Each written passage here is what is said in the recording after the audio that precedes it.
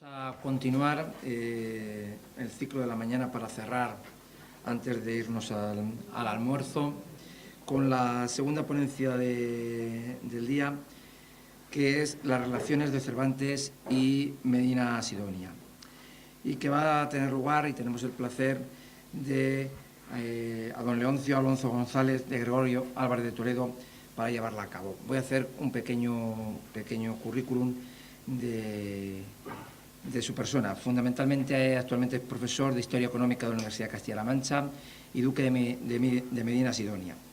Es experto historiador, especialista especialmente en los siglos XVI y XVII en la constitución del Ducado que ostenta. También en el 12 duque de Medina Sidonia, en el 8º marqués de Villafranca del Bierzo, en el 9º marqués de los Vélez, los 3 con grandeza de España, y en el 16 conde de Niebla.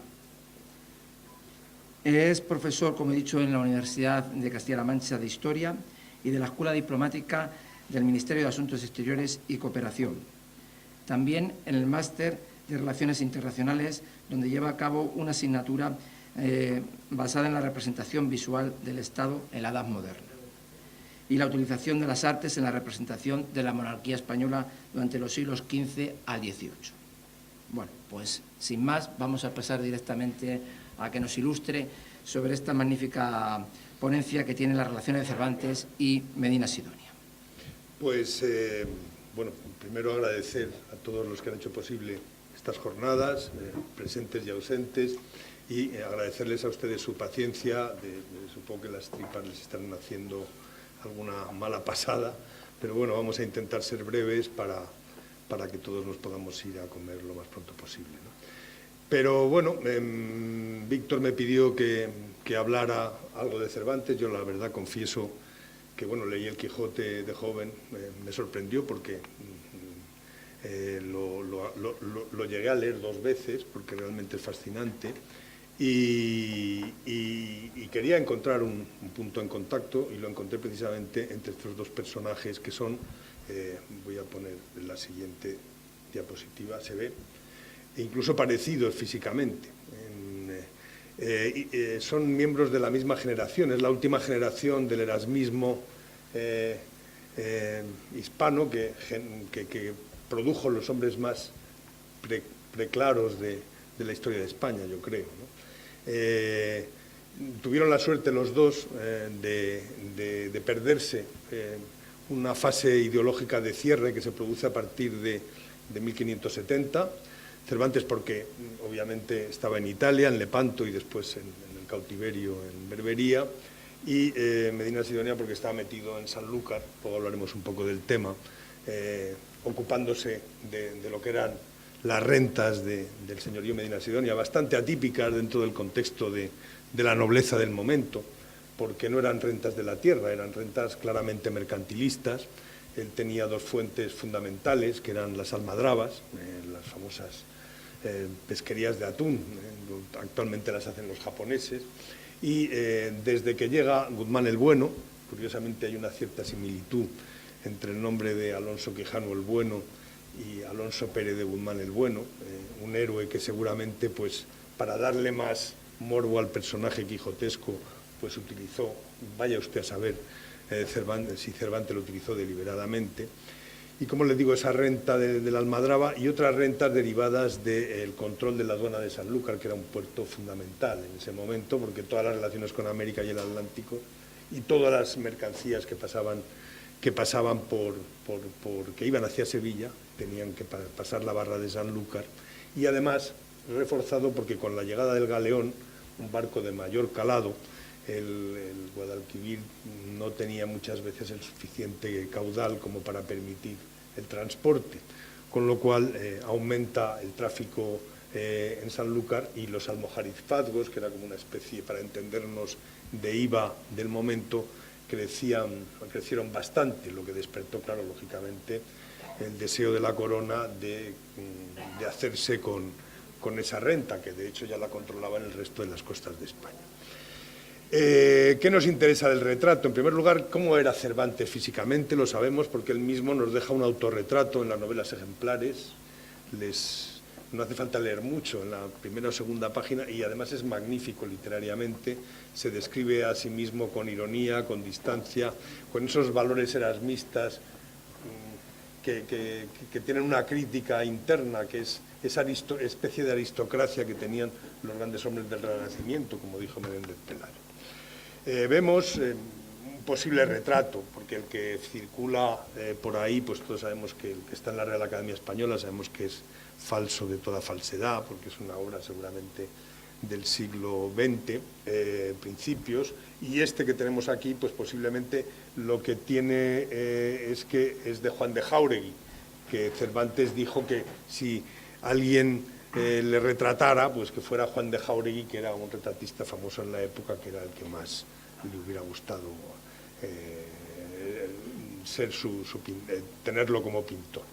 De hecho, los rasgos que Cervantes se atribuye a sí mismo en las novelas ejemplares coinciden bastante, no solo con él, sino incluso con el séptimo duque, don Alonso Pérez de Guzmán, que contrariamente a lo que empezaba a ponerse en moda en ese momento, estaba el duque de Alcalá. Si habéis ido por Sevilla, pues habréis ido a la casa de Pilatos. Estaba de moda ya una retórica de representación de la nobleza totalmente ajena a este señor, que no le importaba remangarse, trabajar con las manos, que no tenía, como se ve en su retrato, es el único que se conserva, no le preocupó en absoluto la dimensión pública de su imagen. El que hizo este retrato se llamaba, el pintor, un nombre muy quijotesco, Juanete, de apellido, y veis pues la alusión marina, pues que es la base del señorío, y eso sí, el toisón de oro, que refleja el grado de intimidad que llegó a tener el personaje con Felipe II. Es curioso porque en las cartas que se conservan de Alonso Pérez de Guzmán llama a Felipe II mi amo, y en algunos pasajes, sobre todo en la famosa historia de la Invencible, que es un proyecto estatal en el que van a colaborar Medina Sidonia y Cervantes, como digo, pues hay unas cartas en las cuales los diálogos que se establecen entre Medina Sidonia y Felipe II parecen un poco los que pudiera tener Sancho Panza con Don Quijote. La Armada había sufrido una galerna tremenda en La Coruña, se había dispersado. Resulta que cuando los 19 días de travesía que van de Lisboa a La Coruña, pues se descubre que la mayor parte de los bastimentos, de las provisiones que llevaba la Armada, que estaban previstos para 8 meses, estaba podrida. Se produce una tremenda disentería, tiene que desembarcar en La Coruña, montar un hospital, esperar. La providencia hizo que volvieran los barcos, y le manda una carta muy sincera a Felipe II diciéndole: esta empresa que no tiene ningún viso de terminar bien, y lo más prudente sería pues dejarla un poco en el tintero y esperar a mejor ocasión. Y las contestaciones de Felipe II pues son claramente quijotescas, ¿no? Pues le habla de sus reliquias, le habla de que la empresa está totalmente certificada y que por lo tanto tiene que seguir adelante. A Medina Sidonia pues no le queda más remedio que seguir. Me he adelantado un poco para señalarles el aspecto que me interesa resaltar en esta ponencia. Esa llaneza, que era el elemento común en el carácter de los dos personajes. En las cartas del famoso Recalde, uno de los marinos de la Armada, pues cuenta que Medina Sidonia, literalmente con su espíritu de trabajo, ¿no? Con estas palabras tradicionales, ha estado todo el día con los marineros poniendo un palo mayor que se había caído. O sea, y luego escribe orgulloso una carta a Felipe II diciéndole: mi señor, pues hoy hemos estado poniendo un palo mayor, hemos estado 12 horas y me siento orgulloso de que ha quedado perfectamente colocado en una de las naves que se había visto afectada por la tormenta. O sea, tenemos cómo era la nobleza castellana, porque el antiguo régimen empieza después del siglo XVII. De hecho, Es curioso el salto que se produce entre este señor y su hijo, que casa con una hija de Lerma, y quiere, siguiendo la tradicional ocupación de los Medina Sidonia, que era la empresa, eran empresarios, quiere comerciar, mandar sus cargamentos de vino a América, y entonces pues tiene que inscribirse en la lista de los cargadores de la casa de contratación, y le dicen sus secretarios que iba a ser un desdoro que el duque de Medina Sidonia apareciera en una lista junto con comerciantes. Total que se borra y deja de dedicarse a una de las bases que había tenido la Casa de Medina Sidonia de su poder, que era precisamente dedicarse al comercio, llevar la almadraba, que antes no lo he dicho, como una empresa. Se habla de los antecedentes de la empresa moderna, un poco en mi asignatura. Las almadrabas eran una empresa moderna absolutamente, porque había un criterio empresarial, es decir, se buscaba un beneficio, cosa que en el siglo XVII, en las empresas que organiza, por ejemplo, la Corona, pues el tema del beneficio queda diluido, ¿no? Era un concepto diferente, ¿no? Y el concepto es claramente empresarial, reducción de costes, incluso se utiliza pues a mano de obra pues contratada, jornaleros, que son los famosos agermanados que van anualmente a la chanca del atún, que es cuando llegan los bancos de atún, y donde precisamente se desarrollan muchos de los lances de las novelas ejemplares, precisamente el de la ilustre Fregona, que cita directamente en uno de sus pasajes, cita pues su estancia, la estancia de Avendaño, uno de sus protagonistas, en la almadraba, porque era como licenciarse como pillo, ¿no? Ya saben que los dos protagonistas de la ilustre Fregona pues son dos bachilleres de una familia asentada, que podríamos decir de clase media, que quieren tener una experiencia un poco canalla, ¿no?, dentro de lo que es el mundo de la picaresca, y entonces se hacen pasar por pícaros vagabundos y terminan en la almadraba, ¿no? Entonces, con estos brochazos que acabo de dar, pues quiero mostrarles esa similitud y esa potencia intelectual que había en esa generación. Piensen ustedes los retos intelectuales que se encontraron estos personajes. Es impresionante, ¿no? Aparece el heliocentrismo. Es como una ruptura total de los esquemas intelectuales del momento. Se descubre un nuevo continente donde aparecen unos individuos que, según unos, eran perfectos, no habían cometido el pecado original, entonces había que dejarlos absolutamente a su aire. Según otros, ni siquiera eran humanos. Son las tremendas discusiones que hay entre Ginés de Sepúlveda y Bartolomé de las Casas, y otros pues que consideran que no, que lo que hay es que buscar un argumento jurídico que permita la conquista de América. En ningún país, ahora que está tan en cuestión el tema nacionalista, a ningún país del mundo se le había ocurrido, nunca se le había ocurrido esa finura intelectual de buscar una argumentación para establecer el dominio político español en América. Entonces, el hecho sorprendente de la inflación del siglo XVI, que hace que algo que nunca había ocurrido, que el oro y la plata pues pierden valor, suben los precios de una manera incontenible, y los eruditos de la Escuela de Salamanca tienen que empezar a investigar, bueno, qué es lo que está ocurriendo, ¿no? Y tenemos una de las páginas en la historia del pensamiento económico más importantes, mucho anterior a Bodino, que es al que se supone, siempre tiene que ser un francés, un inglés o un alemán el que inventa las cosas. La inflación fue descubierta como fenómeno económico por los grandes de la Escuela de Salamanca, Tomás de Mercado, en fin, todos los que ustedes conocen, la mayor parte Cuenca, la mayor parte manchegos, ¿no? Se tiene que descubrir el derecho de gentes, o sea, una justificación por la cual pues, se permite la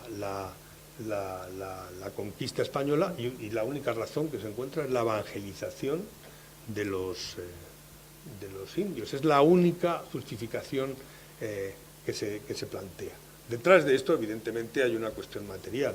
Había una lucha en ese momento entre si se permitía a los encomenderos iniciar una fase feudal en América Latina, en América Española, perdón, o lo que quería el rey, que era tener un control moderno, desde el punto de vista de Estado moderno, de toda la administración de la América Española, que es lo que finalmente ocurrió. Vuelvo a insistir, retos impresionantes desde el punto de vista intelectual, que solo se podían enfocar con una libertad de espíritu asombrosa. Que mama esta libertad de espíritu de esa importancia que tiene Erasmo, ¿no? Erasmo es un personaje fundamental, tanto en la vida de Alonso Pérez de Guzmán como en la vida de Cervantes. Lope de Hoyos es el gran maestro. Si van ustedes a un libro que no podemos dejar de tener siempre presente, que es Erasmo y España de Batañón, pues tienen un capítulo dedicado al erasmismo tardío y los esfuerzos que hace Batañón para sortear la Inquisición, porque el erasmismo ya estaba condenado. Los personajes que acompañan, la familia Medinaceli había sufrido un declive y con los Austrias vuelve otra vez a resurgir y son claramente erasmistas. Como lo era Carlos V, que en el séquito de Carlos V, Carlos I, pues encontramos a Egidio, al doctor Constantino, luego quemados en la Inquisición. Egidio era el capellán de Carlos I en el felicísimo viaje, cuando Felipe II lo quiere presentar a su hijo para sucederle en el imperio, cosa que no termina ocurriendo, que es el gran drama de España. El problema de Felipe II va a ser un problema de representación. Tiene el imperio más importante del mundo, pero no tiene una cobertura constitucional que le permita ser reconocido como tal en los ámbitos diplomáticos importantes, que en ese momento es Roma.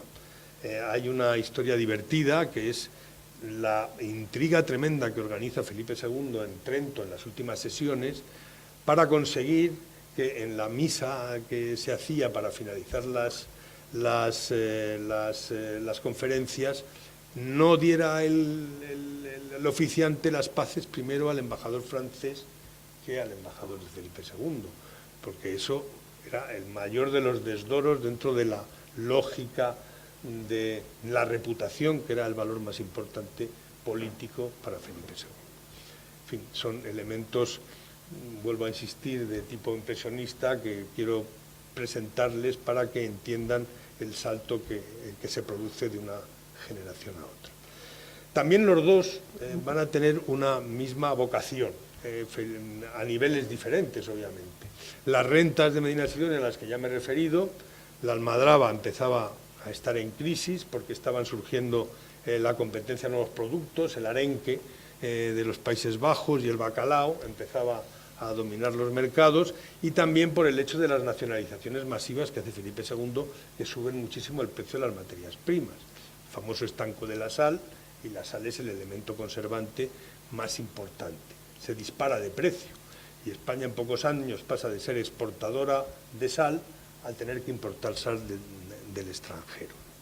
Entonces tiene que recurrir, evidentemente, la única manera de poder sobrevivir y conservar la aduana a la que ya me he referido antes, las rentas de los almojarifazgos de Sanlúcar, acercarse a la corte.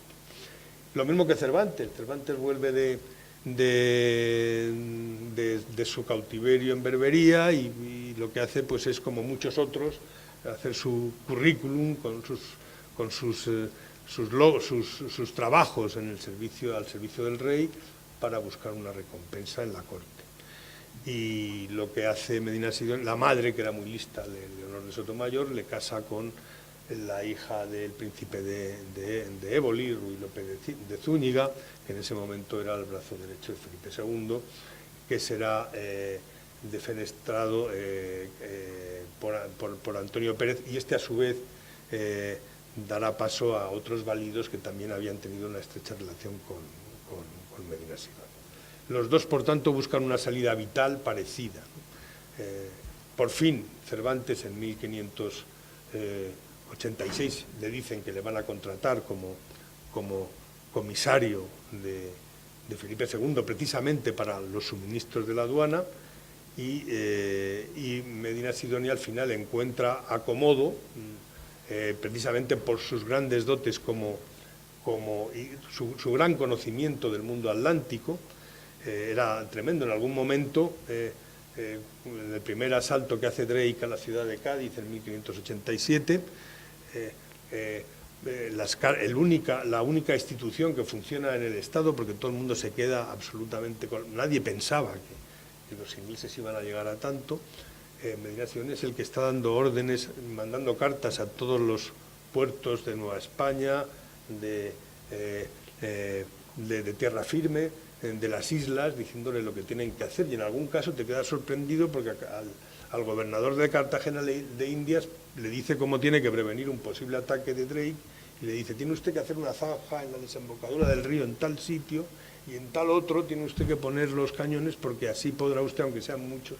En fin, un conocimiento, revela un conocimiento muy, muy, muy profundo del mundo americano en el siglo XVI. Él incluso aconseja, muchas veces es desoído por Felipe II, que no podían ir esos barcos tan grandes, que no podían los barcos rebasar las 400 toneladas, porque entonces eran muy pesados y fácil presa de los rápidos barcos ingleses, etc.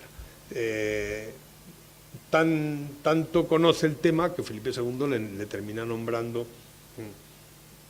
de hecho, oficiosamente termina siendo el capitán general de las costas de Andalucía, porque todas las flotas que salían para América las tenía que organizar él incluso hacia las derrotas, etc. Por tanto, el mérito personal, sus conocimientos, había sido educado a la manera erasmista por Pedro de Medina, un cosmógrafo que es precisamente el que reforma los estudios de navegación en la Casa de Contratación de Sevilla, y claro, pues esos conocimientos le valen el ascenso, que al final desembocará en esa relación entre Cervantes y Medina Sidonia. No me voy a extender más. En este momento ocurre uno de los hechos más importantes del reinado de Felipe II, que es la unión de España y Portugal. En 1581 se unen no solo España y Portugal, se unen los dos imperios. Prácticamente el mundo lo gobernaba Felipe II. El este lo aportaba Portugal hasta las Molucas, y el oeste pues lo aportaba Castilla. Es el momento culminante en el cual, claro, Felipe II, pues es difícil no emborracharse de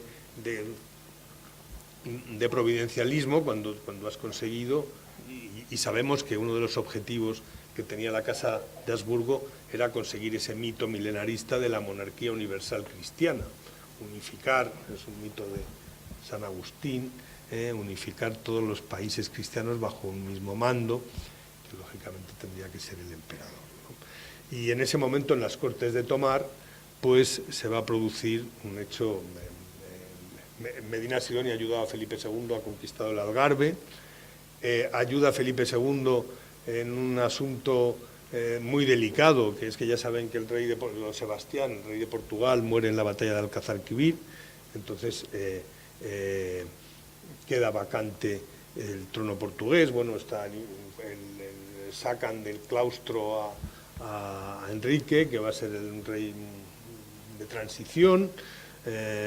Al Papa de Roma se le ponen los pelos como escarpias, porque no le interesaba nada que se unificara un poder que pudiera hacerle sombra, e incluso pues proponen a este rey, que ya tenía 70 años, que se casara con una mujer embarazada para evitar a toda costa que Felipe II heredara el trono de Portugal. En ese contexto va a ser el primer contacto.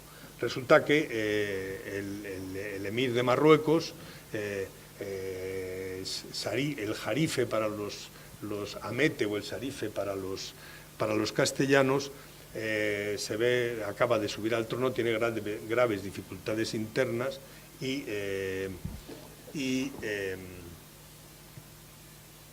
necesita el apoyo de Felipe II. Felipe II ha hecho pactos con el turco de no agresión, y en ese momento se presenta una flota turca en el puerto de Argel, y se encuentra además con que el Cide Hamete, sin comerlo ni beberlo, le ofrece a Felipe II la plaza de Larache. Felipe II se queda sorprendido. Larache era un puerto que empezaba a hacerle la competencia a casi todos los puertos andaluces, a Cádiz y a Sanlúcar, especialmente en el comercio, porque iba ahí la piratería inglesa y porque el proceso inflacionista, el costo del comercio con Indias no dejaba de aumentar por los costes administrativos, y aparecía un puerto en el norte de África que hacía la competencia, donde se reunían todos los corsarios, y estaba empezando a quitarle el comercio a la propia corona. El comercio eran rentas, ¿no? Entonces el que ofrecieran esta plaza, pues francamente era una cosa baladí. Felipe II había obtenido el Toisón de Oro por todas estas aportaciones, haber certificado la muerte de don Sebastián, que era el cadáver no apareció nunca, incluso aún en el siglo XVII había gente que seguía diciendo que eran don Sebastián, o sea que tenían derecho al trono portugués, y bueno, pues certificó Medina Sidonia que encontró el cadáver, lo llevó a Portugal, y con el cadáver encontrado, por fin Felipe II podía sentirse seguro como rey de Portugal. Entonces, hacía falta ver qué es lo que estaba pasando en el norte de África. En ese momento aparece la petición de Miguel de Cervantes, que estaba pidiendo precisamente esa recompensa. Se lee su currículum en la corte. Resulta que es una persona que conoce muy bien el mundo del norte de África, conoce muy bien Argel, conoce incluso al Beylerbey de Argelia, porque fue gobernador de Argel en la última fase de su cautiverio, y viene pintiparado para mandarlo a una misión de inteligencia militar, a Orán, para que hiciera un informe de cuál era realmente la situación de esa flota que habían mandado los turcos y que supuestamente pretendía tomar puertos en el Atlántico, porque a Turquía le interesaba lanzar sus piratas no solo al Mediterráneo, sino al ese comercio cada vez más intenso que se estaba produciendo en el Atlántico. No sabemos exactamente cuál era la misión, pero sí entendemos por la asociación de los acontecimientos. Como premio a la aportación que había hecho Medina Sidonia al asentamiento de Felipe II en el trono portugués, estaba el nombrarle gobernador de Milán. De hecho, ya tenía el despacho, y nombrarle capitán general de Lombardía. Tenía que esperar las galeras de Leiva y se tenía que marchar a Lombardía pues inmediatamente, cosa que a él no le hacía ninguna gracia, porque prefería estar, su tendencia, me parece que fue Américo Castro, corríjanme si me equivoco, que hablaba que en los pueblos en España hay ciertas tendencias. Nosotros los castellanos tenemos una tendencia occidentalista, los catalano-aragoneses por su geografía, estando aquí un catedrático, tienden al este, la famosa diagonal mediterránea, que decía Vicens Vives, ¿no?, que iba de Barcelona a Alejandría, etcétera, ¿no? Pues le venía muy mal, primero por sus querencias naturales y segundo porque tenía que estar precisamente en su tierra en un momento en que se estaba discutiendo la principal renta de su estado, que eran los almojárizados, ¿no? Y la consecuencia de la embajada de Cervantes es que recibe inmediatamente una orden de Felipe II diciendo: se acabó la operación, el nombramiento de que vayas a Milán, tienes que ir a recepcionar Larache. Entonces tenemos pues un primer ejemplo. Yo, en fin, para que entiendan ustedes, en amarillo aquí tienen dónde estaban los principales puntos del estado de Medina Sidonia, un estado marítimo. Es absurdo los que decían que no sabía navegar y que se mareaba, que se ha dicho, si nació echó los dientes en un barco. Era un estado en que era mucho más fácil comunicarse siempre ha sido más fácil. Como el mar no es un obstáculo, es un medio de unión entre los pueblos, excepto si hay problemas de otro tipo, ¿no? Y aquí está la plaza de Larache, ¿no? Entonces, que es la que supuestamente el Cide Hamete le ofrecía gratis et amore a Felipe II para compensar los problemas que estaba teniendo con el turco y los problemas de sucesión que tenía internamente, ¿no? Entonces, claro, Felipe II recibe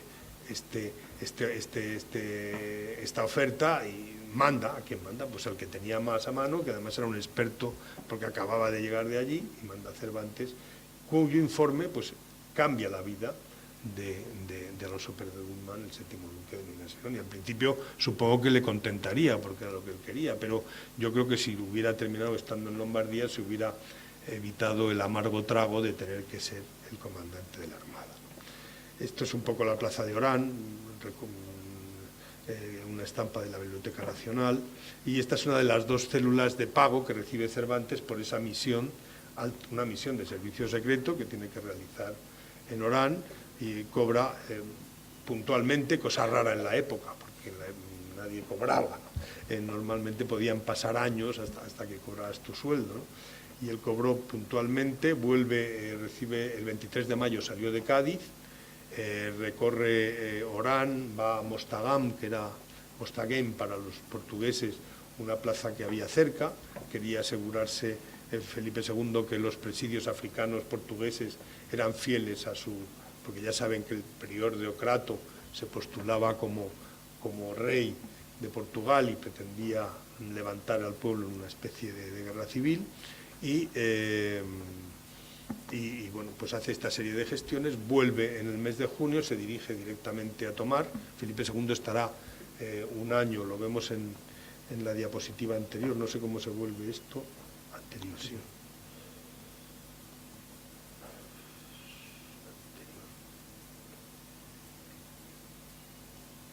Es el único retrato en que Felipe II aparece vestido no de negro, el año que vivió en Lisboa, donde la corte portuguesa, Lisboa, debía haber sido, él decidió Madrid, pero yo creo que si hubiera decidido poner la capital en Lisboa, pues hubiera sido estupendo para todos, ¿no? El ejemplo de su poder es que Madrid, que a lo mejor era como Quero en su momento, el famoso poblachón manchego, pues en 1565 Felipe II decide instalar ahí la corte, y bueno, pues se monta la que hay ahora, ¿no? Una decisión administrativa, ¿no? Felipe II, como les digo, entra en esa lid por tomar Larache. Es una historia larga, porque los orientales y los marroquíes negociando son terribles, y aprenden un sistema de la zanahoria y el palo con Felipe II, de plantear cada año una negociación nueva, siempre cerca del otoño. En octubre se cierra la navegación por el mal tiempo, y al año siguiente empezar otra vez con las negociaciones, y así llegamos hasta 1618, en que Felipe III intenta ya tomar la plaza, pero va el hijo del marqués de Santa Cruz, de Bazán, y también por el mal tiempo pues no se consigue. Esa sería la primera relación. La segunda relación surge precisamente en el contexto de la Armada, y es una relación marcadamente profesional. Medina Sidonia era el jefe, digamos, de todo el sistema de abastecimientos de la flota, de la Armada que se estaba montando en Lisboa. Piensen ustedes que es una operación gigantesca. En Lisboa se reúnen más de 23.000 personas.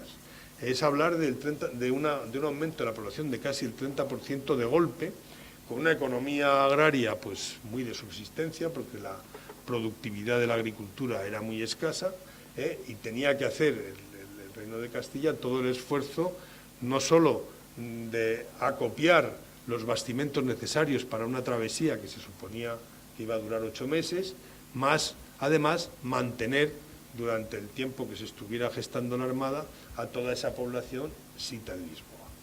Entonces organiza un sistema logístico realmente acabadísimo, en el cual hay dos cabezas. Por un lado está Medina Sidonia, que es el experto en náutica y en navegación, que sabe cómo hay que montar los barcos, y en el otro extremo está Antonio de Guevara, que es un alto funcionario de Felipe II, que es el jefe directo de Cervantes, que es uno de sus comisarios, captadores de recursos para la Armada. tienen una relación intensa, porque uno de los problemas que se va a enfrentar, que siempre son crónicos en Felipe II, es la dificultad de llevar a cabo planes tan inmensos y, por tanto, los retrasos que generaba, que espero no retrasarme yo mucho más, porque no quiero que se me desmayen de hambre, pero bueno, pues conseguir acopiar el consumo, que no dejaba de aumentar, y el problema de que caducaban los bastimentos y había que renovarlos. Además, sobre esto pues estaba el problema de los planes de la Armada. Se eligió el plan más complicado. Felipe II eligió un plan absolutamente de ciencia ficción para los medios técnicos de la época. Tenía que salir Medina Sidonia con una flota que se vio que no navegaba, porque llevaban unas urcas que, para que ustedes hagan una idea, es como poner en el mar una olla redonda. No podían navegar de bolina. Navegar de bolina es hacer bordadas para poder, cuando tienes vientos contrarios, y normalmente siempre en verano, de Lisboa a Coruña los vientos siempre son de norte. Tardó 19 días, como digo, la Armada en llegar, y una Armada que no navegaba allí, cargadísima hasta los topes, porque tenía que llevar los suministros para encontrarse con el duque de Parma, que tenía los tercios preparados para desembarcarlos en el Támesis y juntos recorrer el Támesis, conquistar Londres, deponer a Isabel I o, si se conseguía convencerla, casarla con Parma y incorporar, realizar el sueño que no pudo realizar cuando se casó con María Tudor, de incorporar la corona británica a Inglaterra. Un plan imposible. Las cartas de Alonso Pérez de Guzmán, desde que sale de la Coruña, constantes a Parma, nunca son contestadas. No hay además un puerto donde poder realizar el desembarco, porque además los galeones tienen mucho calado para la zona de Flandes, de la salida del canal, en fin, una serie de problemas logísticos, y realmente Medina Sidonia, lejos de ser, como le pintan, un inepto, lo que demostró ser es un auténtico héroe. Él resistió, lo único que pudo hacer es fondear en Calais. Los que hayan navegado, la corriente que hay en el Canal de la Mancha es tremenda todo el año, entonces estar fondeado en esa posición es verdaderamente una heroicidad. Y luego además contaba con un segundo que le puso Medina Sidonia, que se llamaba Diego Flores de Valdés, que el pobre, pues mejor que se hubiera quedado en su casa, es el único que terminó en la cárcel, porque deshacía totalmente las órdenes de Medina Sidonia. Había una cosa que se llamaban las áncoras flotantes, que era un sistema para fijar más el barco, que era lo que ordenó Medina Sidonia que tuvieran los barcos, porque preveía lo que iban a hacer los ingleses, que era lanzar barcos incendiados contra la Armada de noche, que es lo que hicieron, y eso generó una gran confusión, etcétera, etcétera. De todas formas, hay que decir que, bueno, estos son los protagonistas, porque si no me lío y me enrollo. Tienen aquí Santa Cruz, que Bazán, que fue el primero después de conquistar las terceras, que dijo que era imprescindible una campaña de castigo a Inglaterra. Parma, siguiendo un poco los designios del Papa, pues era bastante remiso a que la operación tuviera éxito, esto lo puedo decir porque he visto cartas, y tenía la certeza, era un gran diplomático y un gran general, porque prácticamente recupera los Países Bajos para Felipe II, pero no confiaba en el plan. Sabía que Santa Cruz no le aceptaba como general, pues Santa Cruz se había aceptado su plan con la idea de que él iba a ser el general de la Armada. Cuando le dicen que no, pues empieza a hacer un poco una huelga de celo que lleva al paroxismo al propio Felipe II. Y Medina Sidonia, que por fin se consigue, no consigue, le nombran inopinadamente, después, él había sido el que había llevado todo el tema de los abastecimientos en ese organigrama en el que estaba integrado Cervantes, y en enero de 1588 le manda Idiáquez una carta diciéndole que va a ser el próximo capitán general, antes de que muriera Santa Cruz. Los que pueden leer el diario de Felipe II, que lleva a Cabrera de Córdoba, pues pueden entender pues muchas suspicacias que hubo muerte, que incluso agradeció Felipe II, aunque lo arreglara luego, diciendo que, bueno, que hubiera sido una desgracia que hubiera muerto Santa Cruz en el viaje, ¿no? Entonces, todas estas circunstancias explican esa relación, y no voy a extenderme más. Cervantes entra a formar parte del equipo de abastecimiento de la Armada pocos meses después del primer asalto de Drake a Cádiz. La tropa de suministros estaba concentrada, precisamente la tenían concentrada Medina Sidonia y Guevara en la bahía de Cádiz. Lo sabían los ingleses, porque como buenos comerciantes tenían espías. Walsingham, además, jefe de los espías británicos, era un tío muy listo y había estado reconociendo, había ya guerra oficial, porque en 1585 la reina inglesa Isabel I hace un tratado con los holandeses, prácticamente es la declaración de guerra a Felipe II, ¿no? Y entonces tenía que retrasar a toda costa la Armada. Sabían que la flota lo mejor que podía hacer era destruir los suministros de la Armada que se estaban acumulando en Cádiz, y se presentó de sorpresa. 29 de abril de 1587 destruyó 23 barcos con su correspondiente carga, y lo que más sorprende, y esto sí que es Sancho Pancesco, es que el objetivo de Drake era destruir las botas, las barricas. Las barricas eran una cosa muy cara en aquellos tiempos, y la destrucción lo celebró el propio Drake diciendo: he fastidiado las barricas y con esto voy a conseguir por lo menos que se retrase un año el plan de la Armada, como efectivamente así ocurrió. A los pocos meses se dieron cuenta de eso. Fue Guevara quien le decía a Felipe II: no sabemos cómo envasar los líquidos, ni el agua, ni el vino, no tenemos botas, ¿no? Felipe II se queda asombrado. ¿Cómo es posible que una cosa tan pedestre, tan como una barrica, vaya a arruinar esta empresa providencial que tiene que ser la muestra de que Dios está conmigo, ¿no? Entonces manda una carta muy divertida, ¿no?, en la que le propone a Guevara pues soluciones pues más bien de Sancho Panza, que le dice: bueno, en vez de botas vamos a meter vasijas peruleras, que conocen ustedes, parecen a las ánforas, o si no podemos meter cueros de vino enjaulados en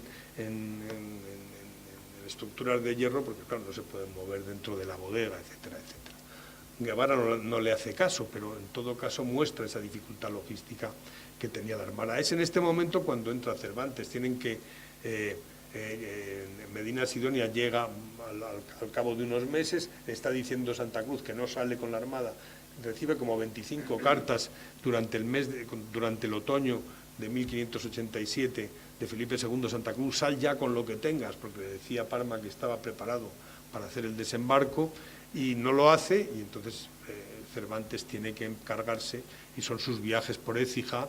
Le contrata a Valdivia en Sevilla. Valdivia es el alcaide que tiene Guevara en sustitución, porque Guevara en ese momento está con Medina Sidonia organizando todo el sistema de suministro de la Armada, y a la vez hay que organizar las flotas de Indias, todo un sistema logístico muy complicado.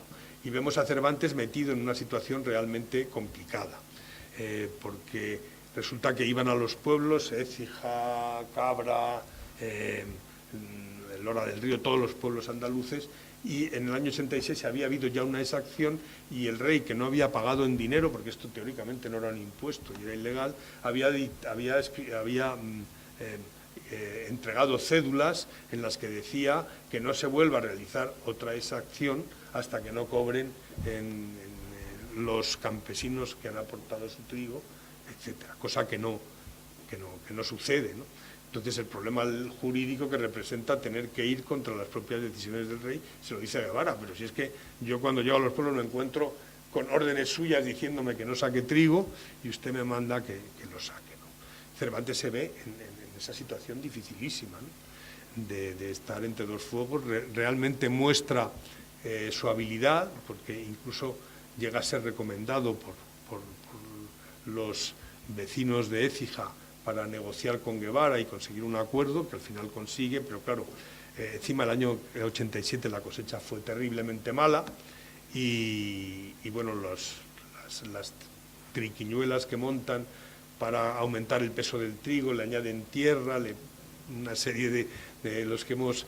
Yo trabajé durante una época en mi vida, me dedicaba al campo y sabemos las cosas que el campesino tiene que hacer un poco para ganarse la vida. El problema es que el bizcocho que salió de aquellos trigos fue infecto. De hecho, ese fue el castigo que sufrió Drake después de su asalto. Empezó a alimentar a su flota con el bizcocho que había capturado a la flota y se pusieron de disentería, le murió la mitad de la tripulación, ¿no? Entonces fue un poco ataque químico antes de tiempo, ¿no? Entonces, Cervantes estaba en esa historia, ayudó todo lo que pudo, verdaderamente es asombroso. Si seguimos un poco, tenemos el famoso libro de Astrana, que es un estudio magnífico, es un libro delicioso, son 7 tomos, pero a través de la historia de España, con toda la documentación de Cervantes. Él quiere dar una visión de Cervantes casi de santidad, cosa que realmente no es muy al caso, pero sigue siendo una obra perfecta que nos ilustra con claridad de todas las fases de esa historia. A todas estas, a regañadientes, Medina Sidonia es nombrado capitán general de la Armada. No sabe, no quiere de ninguna manera, se conoce perfectamente porque ha escrito cartas a Felipe II explicándole las ventajas técnicas que tiene ya la Armada inglesa, ha desarrollado un sistema de construcción de buques mucho más estrecho, mucho más fino, muy rápidos, con lo cual tienen una ventaja. Los galeones españoles son como auténticos castillos flotantes, se mueven mucho cuando van navegando de través, o sea que les da el viento de lado, de través se les mueve mucho el casco, con lo cual dejan al enemigo la línea de flotación visible, lo cual le permitía a los ingleses disparar debajo de la línea de flotación.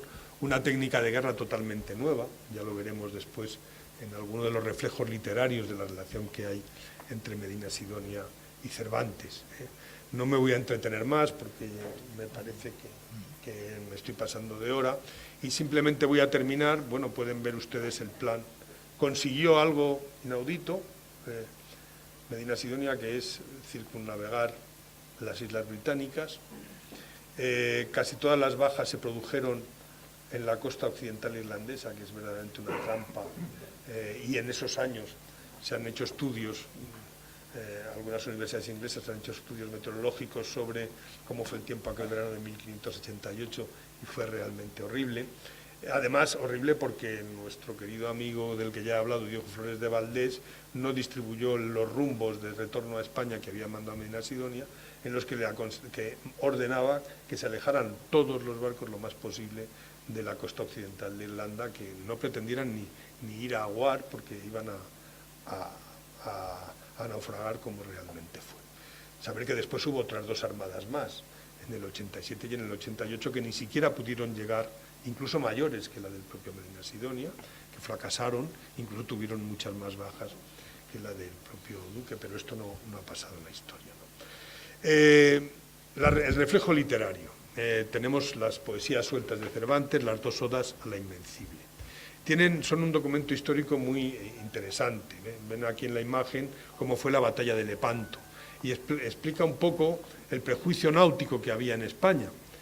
Las enseñanzas náuticas eran enseñanzas que habían tenido éxito en la victoria en el mar Mediterráneo, con un barco que era estrella desde el mundo romano, que eran las galeras, barcos a remo, y con un sistema de lucha que era, pues, vencer no era hundir, sino era capturar el barco con garfios, los barcos españoles llevaban todos infantería de marina, aparte había un mando doble, lo cual también dificultaba bastante las operaciones, un mando de navegación y la infantería de marina, que su misión era, una vez que se hubiera aferrado al barco enemigo, la artillería estaba pensada para batir la cubierta del barco enemigo y favorecer el desembarco.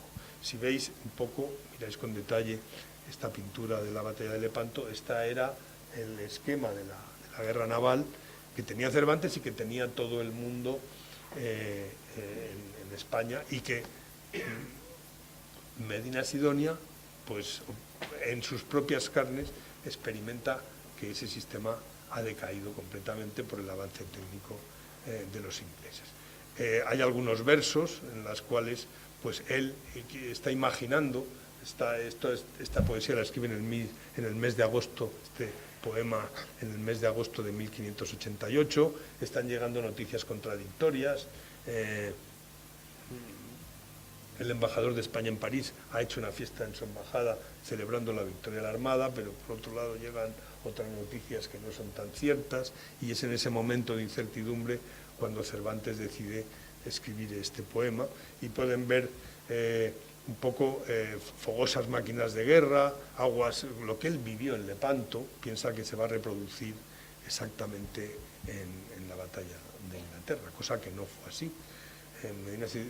Las instrucciones que tenía Medina Sidonia era aferrar y abordar. La obsesión de Medina Sidonia era, y de todos en general en esa época, era tener el barlovento, es decir, ponerte en la parte más próxima al viento y dejar al enemigo detrás del viento, con lo cual tenías la energía a tu favor y podías perfectamente tomar decisiones y obligar al enemigo a ir siempre en desventaja. La obsesión de Medina Sidonia siempre fue, con Recalde y con los grandes marinos que llevaba, ganar ese barlovento, cosa que era imposible dado que los barcos ingleses eran mucho más rápidos, no solo porque estaban construidos para ser más rápidos, sino porque viajaban con las bodegas vacías, porque estaban al lado de Inglaterra. Los galeones españoles, que solo había verdaderamente barcos de guerra, 23, todos procedentes de la Armada de Portugal, el resto de los ciento y pico barcos eran naves de transporte a las que se le había malamente artillado, y la misión inglesa pues una guerra de desgaste. Medina Sidonia consiguió, manteniendo una formación cerrada, los ingleses nunca se atrevieron a penetrar en esa formación y realmente se perdieron 4 barcos en combate, 2 de ellos en Gravelinas y otros 2 por accidente cuando llegan a la entrada de... Vemos el nivel de información tan preciso que tenía Cervantes de lo que estaba ocurriendo en la Armada, que posiblemente le llegaba a través de Guevara. Aquí tiene una de las razones por las cuales había esa superioridad artillera. Observen la parte de atrás del cañón español, que se llama cureña, la largura que tiene, y la invención inglesa en ese momento, que son cureñas cortas. Piensen que en ese momento los cañones se cargaban por la boca. La retrocarga no viene hasta mucho tiempo después. La concepción de la guerra de galeras hacía pensar que los cañones en una batalla solo se iban a utilizar una vez, o 2 como mucho, porque era imposible maniobrar. Imaginen una cubierta de un barco, había que sacar el cañón de su sitio, en cubierta no había suficiente espacio, o, como se intentaba a veces, poner a un marino fuera de borda, a horcajadas, y empezar a cebar el cañón. Muchos se caían en una situación realmente difícil. Está comprobado que lo normal es que un cañón en uno de los lances de la batalla inglesa, pues los cañones españoles no podían hacer fuego más de 1 o 2 veces y se utilizaba... Bueno, me voy a dar prisa porque la tos aumenta, pero observen esta diferencia técnica, ¿no? En este contexto también hay una alusión directa a Medina Sidonia, que le compara con Nuevo Isaac, por el famoso lance de la muerte cuando los moros le toman al primogénito y le dicen o das tarifa o te lo matamos, y él tira el famoso puñal, cosa que no es ninguna leyenda, se pensó hasta los años 40, pero en el momento que se descubre el privilegio de Fernando IV, dando el señorío de Sanlúcar a Guzmán el Bueno, se cita textualmente la gesta de Tarifa, que se convierte en ejemplo de lealtad, lo cual permite la comparación entre Isaac, Abraham, el padre de la fe, el sacrificio de Isaac, en este caso no cruento, y Guzmán el Bueno, que sacrifica a su hijo por lealtad y obediencia al rey, y en este caso sí muere el hijo. Entonces esta asociación se va a convertir célebre porque se está también creando una historiografía, en ese momento lo está haciendo Juan de Mariana, Ilustre Talaverano, una historia de España en la cual pues está recuperando un poco ese pasado, ¿no? La segunda canción, pues de la Armada ya se conoce la derrota. Cervantes sabe que ha habido un consejo de guerra y que Felipe II decide seguir adelante. Va a haber un cambio muy positivo porque decide Felipe II por fin hacer la guerra del Corso como los ingleses. Cambian la base de Cádiz y la ponen en Ferrol, que es un puerto mucho más fácilmente defendible, y durante unos años pues prácticamente Felipe II domina de nuevo el Canal de la Mancha, totalmente. Consigue conquistar unas bases en Bretaña, pero claro, ese idealismo, se produce la conversión de Enrique IV, hay una paz dentro de la Guerra Civil Francesa, Felipe II entrega a esta política y decide volver al sistema de armadas que tiene un funesto desenlace. En 1596 se produce el segundo ataque a Cádiz, que genera el famoso soneto del capitán Becerra, donde Cervantes pues ironiza de una manera cruel sobre el valor de Medina Sidonia, porque no había sido capaz no había tenido el valor, según él, el soneto es magnífico, ¿no? Vivimos en junio una Semana Santa, como queriendo decir que el séquito de soldados que iba a tomar Cádiz más parecía una procesión donde iban los soldados emplumados, etcétera, etcétera, que verdaderamente una acción bélica, y que él solo se atrevió a entrar en Cádiz cuando ya sabía que los ingleses se habían ido. Pero nada, en absoluto eso es cierto. El problema es que en Medina Sidonia, claro, después de lo de la Invencible, siguió siendo capitán general de Andalucía, pero la capitanía general tenía una eficacia limitada porque Cádiz era de realengo. No hicieron caso, él fue el primero que fue avisado de que desde sus agentes portugueses le avisaron que venía una flota de 80 velas británicas hacia Cádiz. Él manda instrucciones al cabildo, que no le tenía ningún cariño desde el 87, y les dice cómo tienen que defender la plaza. Portocarrero no le hace ni caso. Entonces llegan la flota inglesa, sitúa las galeras en primera línea y los galeones detrás.